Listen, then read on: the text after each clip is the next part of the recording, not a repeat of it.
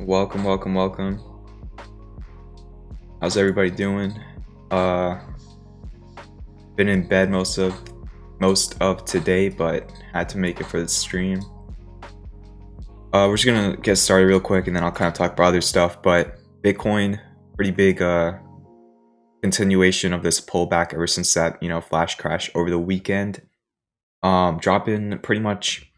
It just kind of doesn't look good, and that doesn't mean it's going to continue dropping. It's just that's not life, right? Where's the life in Bitcoin right now in the short term? Of course, the long term you're still in a very nice bull market, but in the short term you just you fell down, you consolidated, then you fell down again. Now you're probably going to consolidate again, and you're hanging on by a thread here, right? You have this little support range on these two candle wicks. And then you have this little support range from this candle wick and this one, but you're barely holding on to them. So I don't know. I mean, maybe it just randomly pivots because it's Bitcoin and institutions are just buying and buying and buying. But from a technical standpoint, you just broke a major demand line, kind of put in a bear flag, and now you're dropping again. There's no bullish divergence. So I think the chart right now just, there's really not much you can do with it for the short term, but yeah, that's Bitcoin. We're going to talk about the market here in a second. Hey, what's up, Neutron Flux Labs, Mr. J Long, Josh, K Animations, Cheddar Freeze. Yeah, I don't know if my voice sounds different, like nasal or whatever, but I don't know what I have right now. And thankfully I've been feeling better in the last couple of hours. I wasn't even planning on streaming, but after I ate dinner I started feeling a little bit better, so we'll see. Just this whole entire week I've just been sick since I think Monday or Tuesday, and it's not like it's been getting better every day. Every day it's been getting worse, but the last couple of hours I'm feeling a bit better. But yeah, let's talk about the market, get through everything that we need to talk about.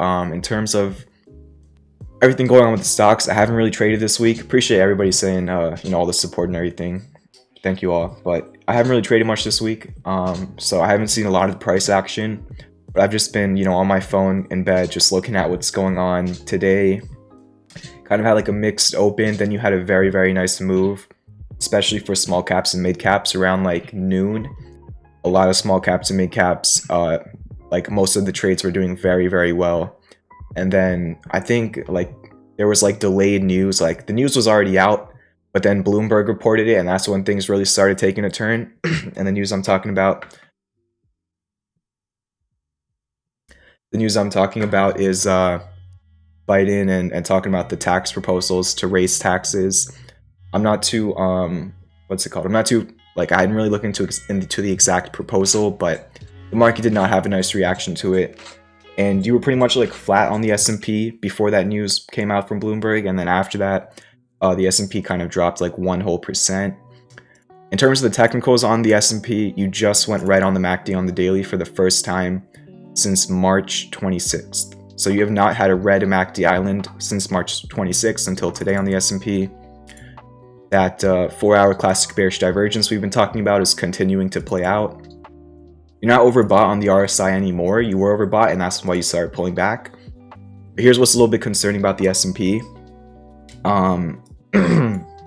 Double top, I mean, it's a really small formation. It's not a big double top, but just a mini double top, especially if we look at the 1 hour, first top, second top with a slightly lower high. So you just want to make sure you don't fall under 41.18 tomorrow, which is really not that far away, so I'm not sure if that'll happen. That's about 0.40% away. and that's your support you want to hold just for the short term. Like in terms of long-term support, you really don't have much because you kind of went straight up. So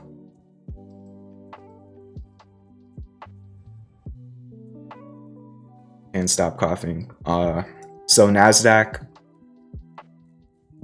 it's kind of weird. You had that hanging man candle, right, from April 16th. You put in a hanging man candle, then you had 2 red days on Monday and Tuesday. Then on Wednesday you put in a bullish engulfing candle, but then today you pulled back. So it's just kind of neutral. You're getting bearish candles, bullish candles. You don't really have divergence, no patterns. You're just kind of in between a support and resistance.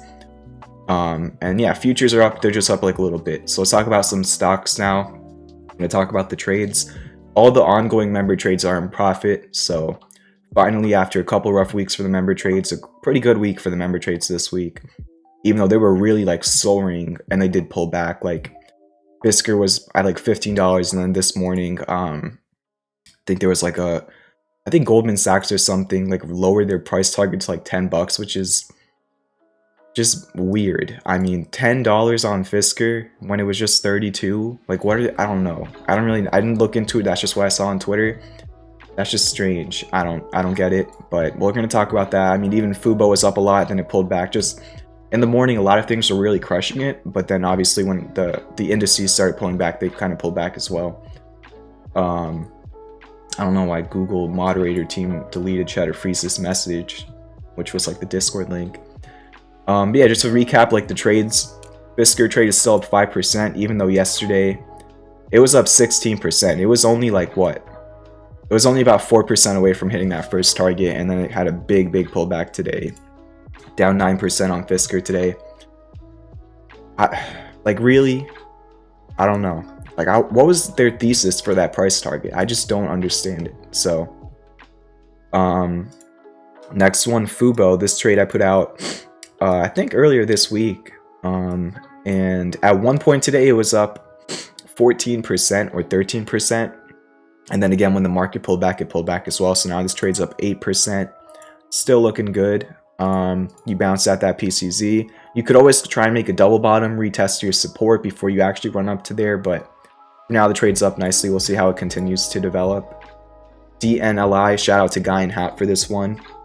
He requested on stream a couple nights ago. Thought it looked good, and yeah, the inverse head and shoulders bounce off the 200-day moving average. Now you're just testing that supply line with a falling wedge, and with the divergence that you have on the daily, you definitely want to break out here. If you reject this supply line and start falling again, you might just want to break even on this because the trade's already in profit. You definitely want to break out in the next few daily candles, especially since the divergence is implying that. EGRE, super frustrating. It did break out, but it really did not handle the market pulling back too well. So it's just kind of, I don't know, at this point you're not really showing any good variables anymore. You rejected the breakout. At this point, it's like the whole entire trade idea is in jeopardy. The trade's still in profit, but what we were originally looking at, just you confirmed it, but then it just didn't play out, right? The technicals just didn't work out. The market pulled back and it just took this with it. ESPR, I put this out I think like last Friday.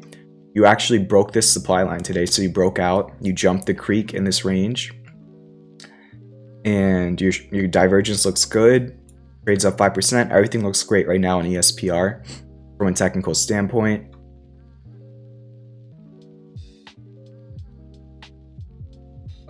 Sick. VIR, you hit that first target I think on Monday or Tuesday. Yeah, on Monday you hit the first target, and you're pretty close to that second target. So you're about $2 or $3 away from that second target. If you hit it, that's going to be a 21% gain. Trade's currently up about 15%, so good stuff. And yeah, all the ongoing trades from member trades are currently in profit. Even Zoom, it was up more. It was up like 3% at one point today, but then again pulled back with the market, so they're just up a little bit right now. And that really just recaps everything in terms of my thoughts going into tomorrow. There's really there's not much of a technical edge on the S&P and NASDAQ. But what I can tell you is I was doing scanning for a little bit today during class, and a lot of stocks look pretty good. You know, it was pretty easy to find a lot of good looking stocks, and when that happens, you could kind of anticipate that life could be coming back, especially to small caps and mid caps. So a lot of pot stocks look really good. Divergence, supports, patterns. What else? A lot of SPACs look pretty good. Double bottoms. Just a lot of things look good aside from like large cap tech stocks. Those have already been running, so like I think they could pull back soon, but a lot of the smaller names do look pretty good to me. We've been seeing a lot of that action, right? Helion and Nikola were up crazy this morning. They've been getting crushed. XL had a big day earlier this week. Just a lot of the stocks that have been getting crushed. I think it was yesterday was a huge day for a lot of them. Just a lot of these smaller names that have just been selling off for the past few weeks finally started to get some life yesterday. So we're just looking to see what happens there. Max says their thesis was that Fisker will be too late to the game, putting out vehicles late 2022 and 2023.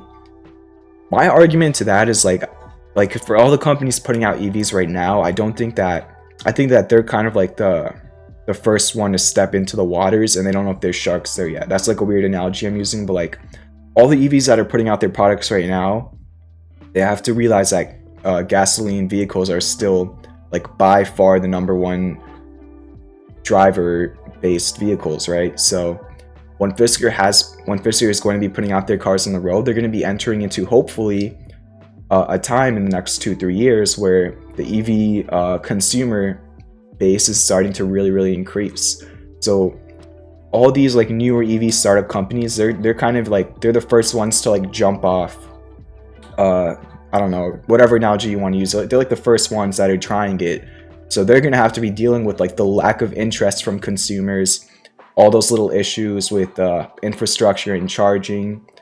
And then while they're trying to fix all those solutions, Fisker is going to come out into the market. And in my opinion, it's going to be good timing, because I think by then people are going to be much more set on EVs than they currently are, if that makes sense. Like timing is everything, especially in business, you know, and I think Fisker's timing works out good, and also they're not trying to rush things. I think a lot of these EVs are rushing things for no reason, and that could cost them.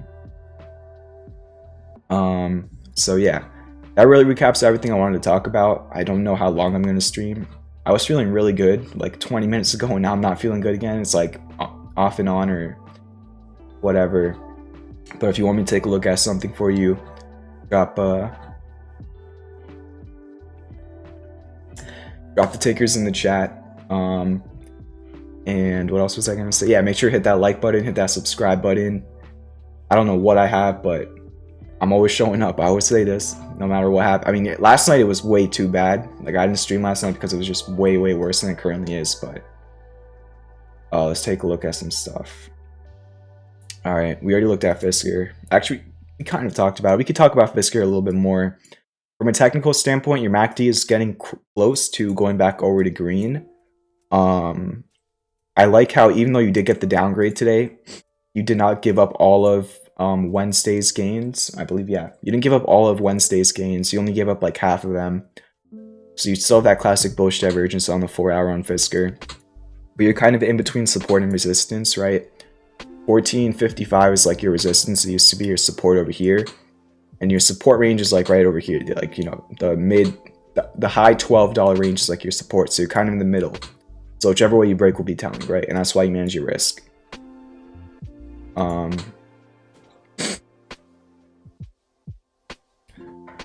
So we have Blink, ZOM, Bluetooth.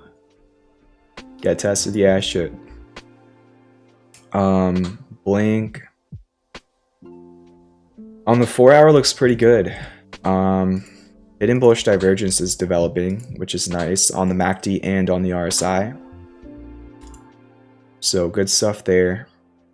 Daily, it looks alright.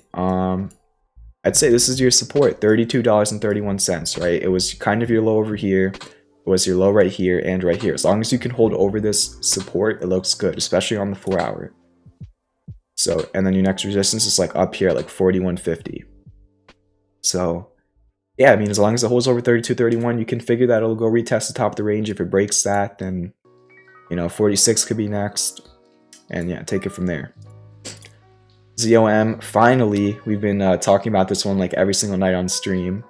Finally caught some bids today and got back above 88 cents with that divergence. We were talking about this, I think the last night I was streaming, saying that you're hoping that the divergence can help it reclaim 88 cents, and that did happen today. So now at this point, as long as you hold 88 cents, you're good. But you have to hold 88 cents, right? Futu. I don't really see much of a technical edge, which means it can go either way. I'm just not too sure. I mean, I guess you could try and call this like an inverse head and shoulders.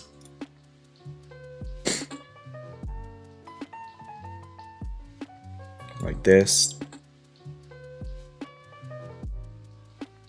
So if you ever break that neckline, you're probably going to retest 201, which I assume is your all-time high. It is. So yeah, you just probably want to hold this current low, so you don't want to fall under 126.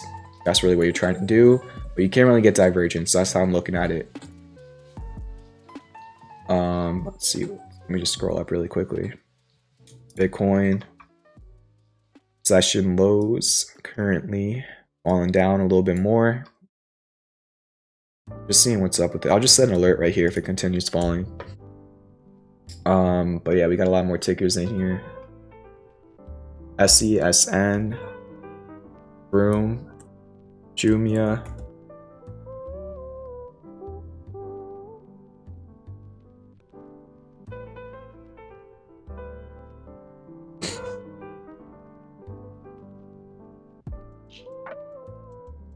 SESN trying to double bottom right now.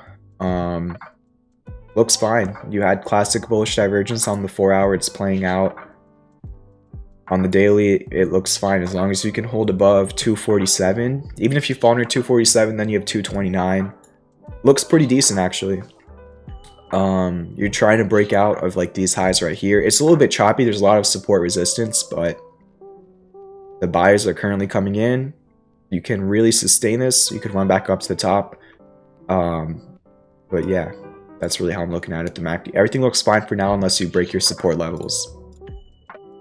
Vroom kind of like had a nice move up, bull flagged. Had a nice move up, bull flagged, and just started running again. So it's trying to break over 43.36, which was your low over here and your high over here. If you can really hold above this, I mean, you're talking 47 bucks next, potentially. You do have like the 200-day moving average, which just appeared on the chart, that you have to face at 45 bucks. And then in terms of support, that's the issue. You're not really close to a support at all. So you're kind of like miles away from a support. So I guess you'd have to be playing like really low time frame support. Jumia kind of looks like a head and shoulders, but it is showing triple classic bullish divergence on the 4-hour. So if the divergence does play out and you get back above 32.51, then it would look good again, but you need to get back above 32.51. So that's really not even 32.51. It's more like this. It's more like 31.45, like this low from right here and this one. So you want to get back above like 31.50, which is, it shouldn't be too hard, but the buyers need to come in. And then even on the daily, you're showing that triple classic bullish divergence. So the MACD looks good, and you're trying to bounce off the 200-day moving average. So what you want to do is get back above 31.50 before falling under 27.64, which was your highs over here. That's Jumia. BTVT, don't see much of any pattern on the daily. No divergence, really not much of an edge here. Looks like you're kind of in a range. I mean, it's not perfect, but you definitely have a support at 212 from this low, and then these two lows, and then your resistance is all the way up at 309. So you're just kind of in the middle of a support and resistance. I don't really see anything besides that. Go either way. Peloton looks pretty similar to Jumia. Like the potential inverse head and shoulders structure.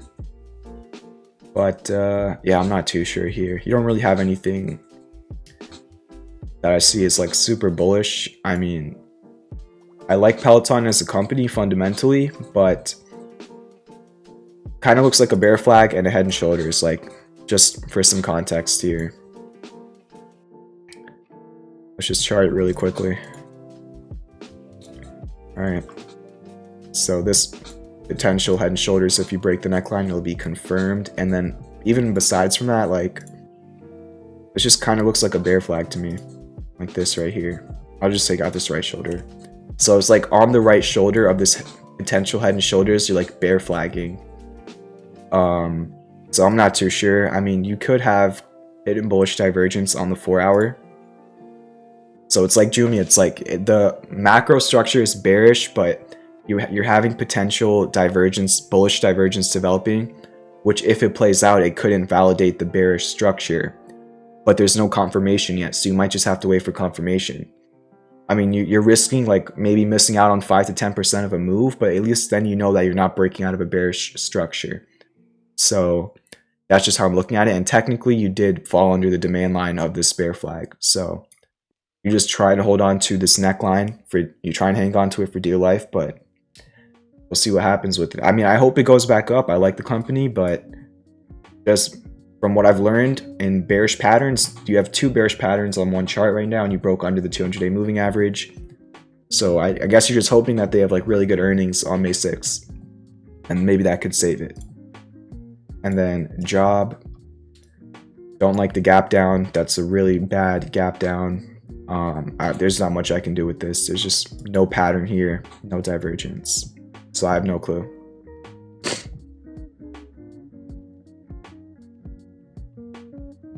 Yeah, Bala, not feeling too well right now.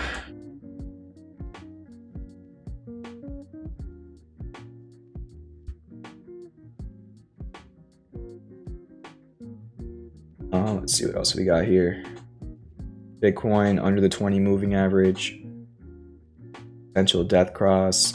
Yeah, Bitcoin continuing to fall. We got an alert set up if it continues dropping.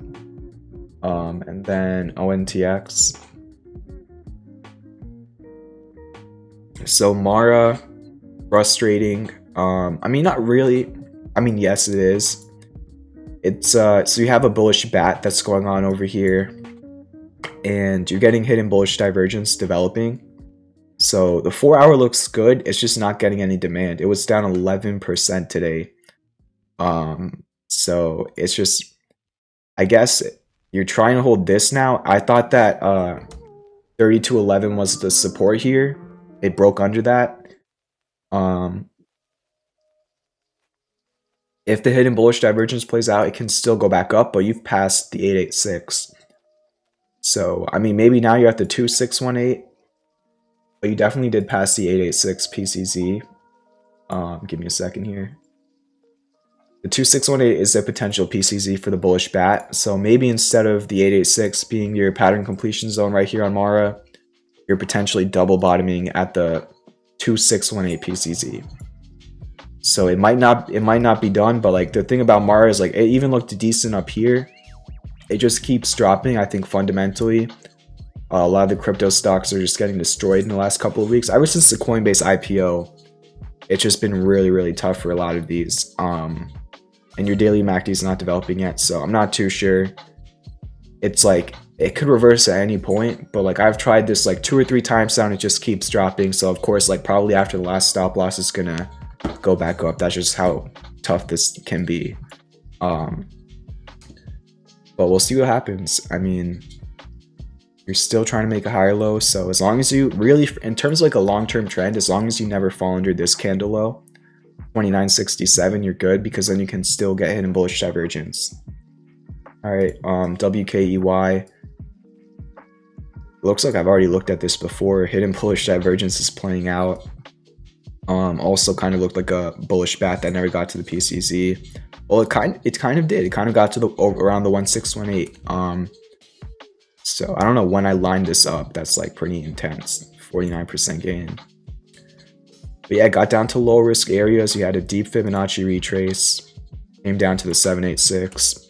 Starting to bounce with hidden bullish divergence. Even on the daily, you're showing hidden bullish divergence. So yeah, it looks pretty good. You just want to hold over.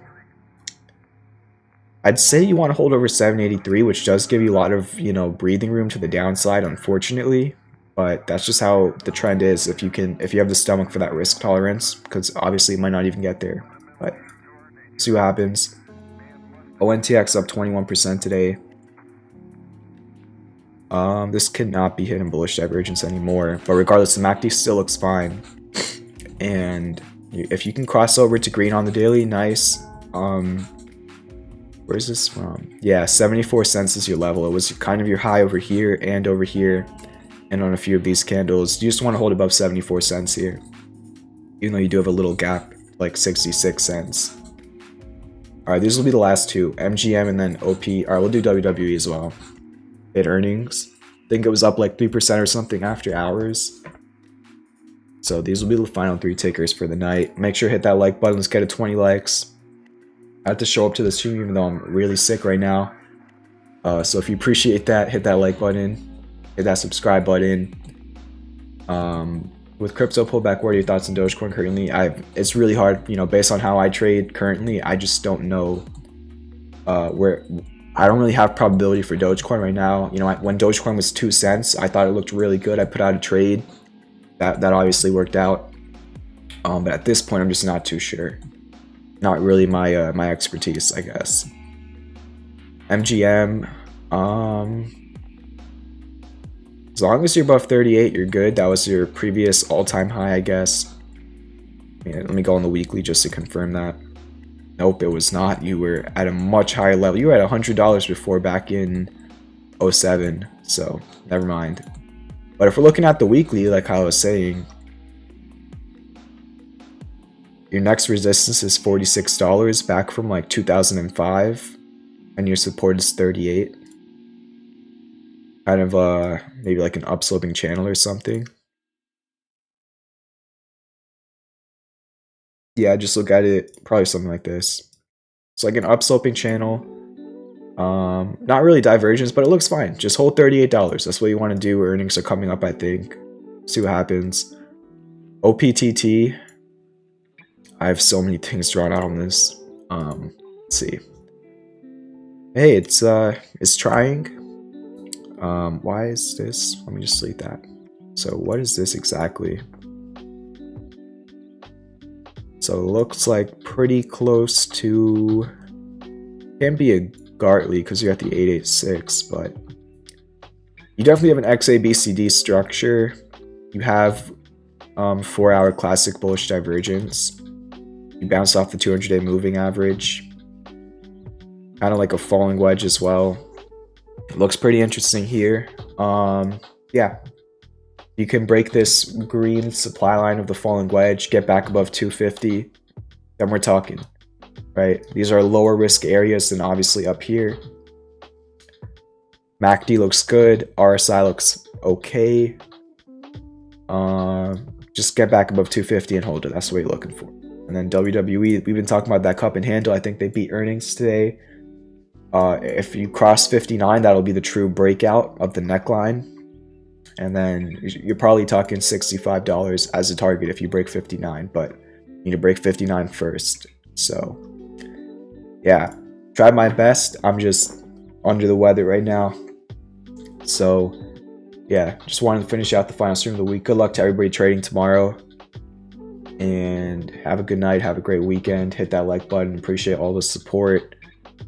And yeah, peace out.